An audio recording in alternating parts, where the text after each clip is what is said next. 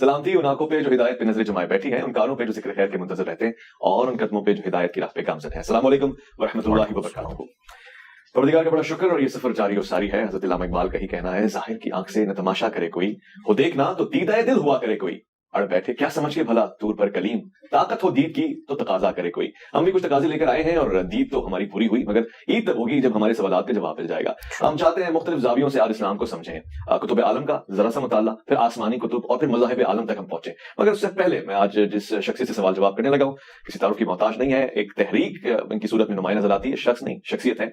और वो कहते हैं कि गोया जादू ज़ाहिर कुफ्र है, मगर लोगों ने इल्जाम लगाया कि जादू कर देते हैं, तो आज हम जादू करवाने के लिए आ गए। इंजीनियर महोदय मेरे साथ अस्सलाम वालेकुम रहमतुल्लाह। जी वालेकुम अस्सलाम व रहमतुल्लाहि व बरकातुहू, वला हौला वला कुव्वता इल्ला बिल्लाह, अल्लाहुम्मा सल्लि अला मुहम्मद व अला आलि मुहम्मद। वैस भाई वंस अगेन वेलकम आपको हमारी जेलम अकेडमी के अंदर। अल्लाह का नाम लेके शुरू करें।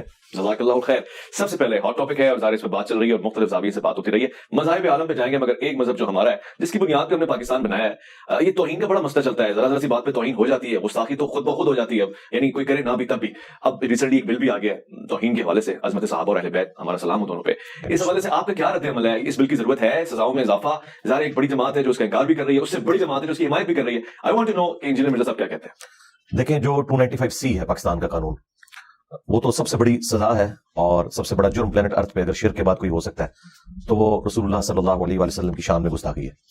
मुझे बताएं आज तक प्रैक्टिकली 295C के कॉन्टेक्स्ट में कितने मुजरिमीन को सजा हुई है, या कितने मुकदमात हैं जो अपने मंतकी अंजाम तक पहुंचे हैं।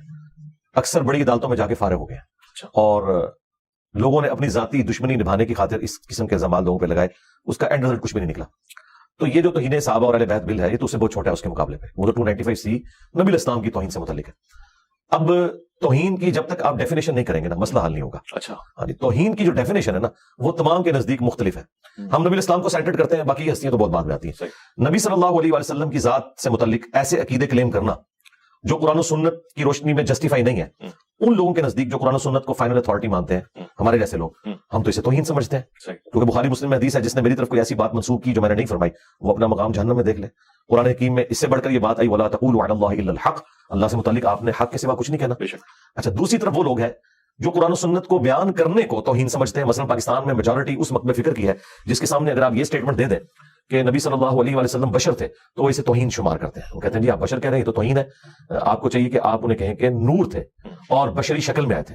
हालांकि कुरान में बिल्कुल वाज़ेह है, कुल इन्नमा अना बशरुम मिस्लुकुम, ठीक है, इंसान होने में मैं तुम्हारी तरह, एज ए स्पीशी। मर्तबे की बात नहीं हो रही, मर्तबे में तो इंसानियत को नाज है उन पर, कोई भी इंसान उनके मर्तबे का नहीं है, लेकिन स्पीशी तो है बहरहाल। क्योंकि कुरान में सूरह बनी इसराइल में अल्लाह ताला ने फरमाया, अगर जमीन पर फरिश्ते बाद होते तो हम फरिश्तों में पैगंबर भेजते हैं। तो ये तो मतलब एक ऐसी खतरनाक चीज है कि इसकी बुनियाद के ऊपर लोग एक दूसरे के ऊपर गुस्ताखी के फतवे लगाते हैं। अब जो तौहीन सहाबा और अहले बैत बिल है, इसमें जब तक आप तौहीन की डेफिनेशन को डिफाइन नहीं करते, उसके बाद ये चीज भी नहीं रखते उसमें, जो 295C में भी कमी है कि अगर कोई शख्स इनकार कर दे कि मैंने ऐसी कोई बात नहीं की, मेरी तरफ गलत मंसूब की गई है, या सपोज उसने कही थी, उसकी इंटेंशन वो नहीं थी, या इवन उसकी इंटेंशन भी थी, तब भी वो कहता है कि आई एम सॉरी, कोई मसला नहीं, तो माफी होनी चाहिए। लेकिन ये कहते हैं माफी नहीं होगी। भाई सूरतुल फुरकान की आयत नंबर 69 में अल्लाह ताला ने 3 बड़े गुनाह गिनवाए हैं। नंबर 1 शिर्क, नंबर 2 बदकारी, नंबर 3 कत्ले नाहक। इन 3 गुनाहों से बड़ा कोई प्लेनेट अर्थ पे गुनाह नहीं हो सकता। अच्छा, हुकूकुल इबाद के मामले में सबसे बड़ा अगर कोई इसमें वायलेशन कर सकता है तो कत्ले नाहक है। बेहयाई के हवाले से बदकारी और शिर्क, तो सबसे बड़ा जुर्म है इस कायनात का। इन 3 के बाद अल्लाह ताला ने सूरतुल फुरकान सूरत नंबर 25 आयत नंबर 70 में फरमाया, अगर कोई इन गुनाहों से भी तौबा कर ले, ना सिर्फ हम माफ कर देंगे बल्कि गुनाहों को भी नेकियों से बदल देंगे। अच्छा, अब मुझे बताएं कि अल्लाह की गुस्ताखी करना बड़ा गुनाह है, या नबी सल्लल्लाहु अलैहि वसल्लम की गुस्ताखी, या किसी सहाबी या अहले बैत की गुस्ताखी? अगर वहां पर अगर कोई माफी मांग लेता है तो तौबा कबूल हो जाएगी, लेकिन इनका मामला बिल्कुल डिफरेंट है। ये कहते हैं नहीं, तौबा कबूल नहीं होगी, बल्कि उसके ऊपर सजा एग्जीक्यूट होगी। और जो डेफिनेशन उन्होंने समझी हुई है मकादमे फिक्र की, तौहीन की डेफिनेशन ही बिल्कुल अलग है। अच्छा, जब तक ये सब के सब कंसेंसस के साथ एक डेफिनेशन